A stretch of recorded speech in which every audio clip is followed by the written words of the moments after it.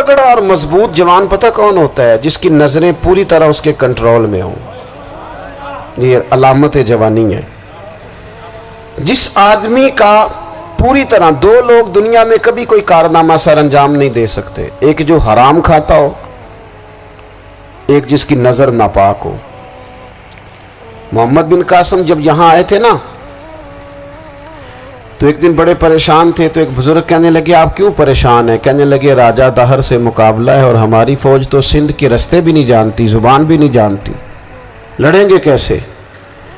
2-4 دن کے بعد ان بزرگوں کی دوبارہ محمد بن قاسم سے ملاقات ہوئی تو بڑے خوش تھے. کہا اب آپ کیوں خوش ہیں؟ کہنے لگے وہ میرا مقابلہ نہیں کر سکتا، میں نے تحقیق کر لی ہے. کہا کیوں؟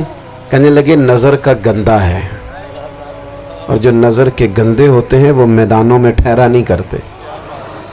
میدان کے لیے نکلنے کے لیے پاک جوانی کی ضرورت ہوتی، تطہیر مزاج ہونا ضروری ہوتا ہے، پاکیزہ افکار اور سچی اور سچی ستھری سوچوں کا ہونا ضروری ہوتا ہے.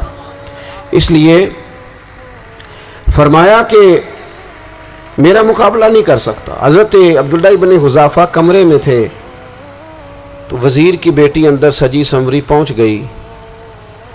جیسے ہی آپ نے اس کفر کی چال کو دیکھا تو تیمم کر کے نفل شروع کیے. وہ ساری رات بیٹھی رہی، رب کا بندہ ساری رات عبادت کرتا رہا. عبادت بڑا سہارا ہے، مصلی بڑا سہارا ہے اللہ کے بندوں. صبح دروازہ کھولا، وزیر نے اپنی بچی سے پوچھنا چاہتا تھا رزلٹ کیا نکلا، تو وہ کہنے لگی پیچھے ہٹ جا، اب تیرا میرا تعلق کوئی نہیں، میں نے نبی پاک کا کلمہ پڑھ لیا. اس نے کہا میں نے بھی زمانہ دیکھا ہے، پر یہ کیا لوگ ہیں، کستوری کے بنے ہوئے، سندل سے دھلے ہوئے، کہ میں ساری رات کمرے میں رہی اور 100 اور 1000 آدمی جس جوان کا مقابلہ نہ کر سکے، اتنا طاقتور جوان کمرے میں رہا اور اسے نظر اٹھا کے نہ دیکھا. او کچا رانگے للاری والا جڑا چڑھ دا تے لیندا رہندا ہے، اے عشق تیرے دا رنگ محمد چڑھیا پھر نہیں لیندا. میں کہا ایک دفعہ نظر اٹھا کے نہیں دیکھا، کمال ہو گئی. اتنے بڑے لوگ، اتنی بڑی سعادت مندی، فیروز بختی، معاملہ فہمی حد ہو گئی. اللہ اکبر. دوستو بادشاہ جب پوری طرح ہار گیا نا، اس نے کہا مار دو. تیل گرم کیا ایک کڑاہی میں، اور جب آپ کو اس میں ڈالنے لگے تو آپ کی آنکھوں میں آنسو آ گئے.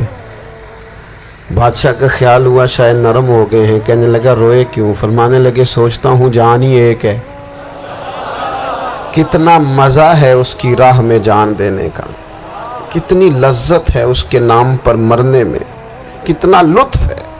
جے تو چڑھیا اتے دار بھی نہیں، تے جے تو وکیا عشق بازار بھی نہیں، تے ایڈا سستا سودا پیار بھی نہیں، تے ایڈا سستا لبدا یار بھی نہیں. کئی جنگل گانے پیندے نہیں، کئی دوزخ لنگنے پیندے نہیں، جے اس ملوں بھی مل جاوے ایدو سستا ہور بپار بھی نہیں. تے کچھ سمجھ نہ آوے لوکانوں وہ کادے نال شہید کرے، ڈٹھی یار دے ہاتھ تلوار بھی نہیں، پر او دا خالی جاندہ وار بھی نہیں.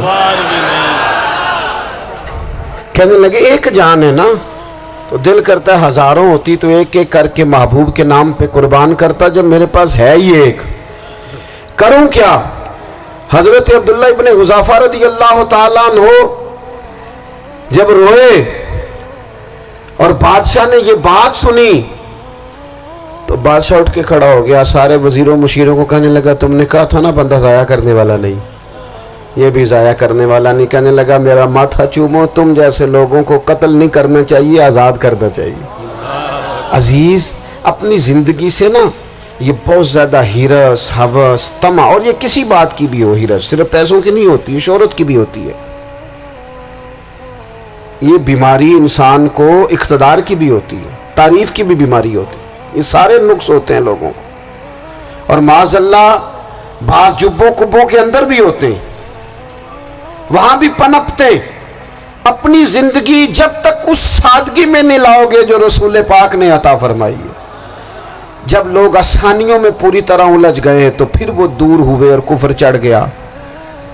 دوسری بات، اللہ کے محبوب صلی اللہ تعالی علیہ وسلم کی محبت ہم سے تقاضا کرتی ہے کہ ہم اس مشن کے لیے کام کریں جس مشن کے لیے رسول پاک نے کام فرمایا ہے۔ ہم سارے کام بڑی مضبوطی سے، سوچ سمجھ کے، تدبر سے، حکمت سے، تقاضوں کو مد نظر رکھتے ہوئے کرتے ہیں سارے کام۔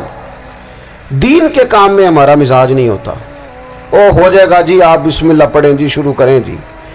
آپ تقاضوں کو سمجھیں، چیزوں کو دبائیں نہیں، چیزوں پر غور کریں۔ کسی کے ذہن کی سطح پر سوال ابھرتا ہے، اس کا تسلی بخش جواب دیں۔ اپنی زندگی میں دین کے کام کے لیے اپنے آپ کو وقف کریں، اور دین کے کام کے بہت سارے پہلو ہیں۔ ہزاروں لوگوں کو قرآن پاک ٹھیک پڑھنا نہیں آتا، ہزارہ لوگ ہیں جو قرآن مجید کے مطالب سے آگاہ نہیں ہیں، دین کی بنیادی ضروریات سے لوگ نابلد ہیں۔ میں آپ کو کس طرح یہ بات سمجھاؤں کہ ہزاروں کی تعداد میں طلاقیں اس لیے ہوتی ہیں کہ مردوں کو طلاق کے مسئلے نہیں آتے، انہیں پتہ نہیں ہے کہ مجھے حقوق زوجین کے معاملے میں کیسے چلنا ہے۔ ڈھیر سارے گھروں میں تباہی اس لیے ہے کہ تربیت اولاد کا دینی منہج ہمیں نہیں پتا۔ اپنا حصہ ملائیں دین کے کام میں۔ ایک آدمی کو اگر تو نمازی کرنے میں کامیاب ہو گیا، تیری زندگی بدل گئی۔ وہ دین بیزار لوگ جو ہمارے بیچ بیٹھ کے ہماری نوجوان نسل کو پگڑی اور داڑھی کا نام لے کے بنیادی طور پر دین سے دور کرتے، ایسے نوجوانوں کو دین کا پیغام محبت دے کر دین کے قریب کرنا ہماری ڈیوٹیوں کا حصہ ہے۔ ہمیں ذمہ داری کا احساس کرنا پڑے گا، ہمیں یہ خاص قدم اٹھانا پڑے گا، توجہ دینی پڑے گی۔ مساجد، مدارس، میں آپ سے عرض کروں، اتنی ڈٹ کے مخالفت ہوتی ہے نا مدرسوں کی، اتنی ڈٹ کے۔ میں ادارہ چلاتا ہوں، اس کے چلانے میں جو مشکلات ہیں وہ تو ہم بتا نہیں سکتے آپ کو، اس لیے کہ میری قوم، میرا اس قوم سے تعلق ہے جو نعت خواں امیر کرنا چاہتی ہے، مدرسے نہیں، ہاں نقیب خطیب پیدا کرنا چاہتی ہے، شعر و شاعری کی زندگی کو پروان چڑھانا چاہتی ہے۔ فقط ہمارا ان لوگوں سے تعلق ہے جو لاکھوں کروڑوں روپیہ محافل پہ لگائیں گے، اور قاری صاحب بیچارے اگر مسجد کا کوئی ہونے والا کام کسی وقت بتا دیں گے تو وہ بڑی مشکل آ جائے گی ان کے لیے۔ یہ کیسے ہو سکتا ہے، آپ نے یہ ڈیوٹی بتا دی؟ مدارس اور جتنا اہم رول دین کو پھیلانے میں مدارس اسلامیہ کا ہے، اتنی زبردست، لوگوں کا خیال ہوتا ہے میری طرح کے لوگ شاید کام کرتے ہیں، ڈیوٹی کرتے ہیں۔ یہ 10-15 لوگ آپ کو نظر آتے ہیں جو آپ کو کہیں میڈیا پر یا ادھر ادھر ڈیوٹی کرتے، مخلص لوگ اپنی جگہ پہ، وہ بھی بڑا ہی کام کر رہے ہیں، جو میڈیا پہ آ کے بھی اخلاص سے اور درد دل سے کوئی دین کی، ان کی بھی کسی بات کی حوصلہ شکنی نہیں، لیکن ہزارہا اساتذہ جو مدارس میں بیٹھ کے پڑھاتے ہیں، جنہوں نے وہ سارے لوگ تیار، آپ سمجھ نہیں سکتے کتنا بڑا کام۔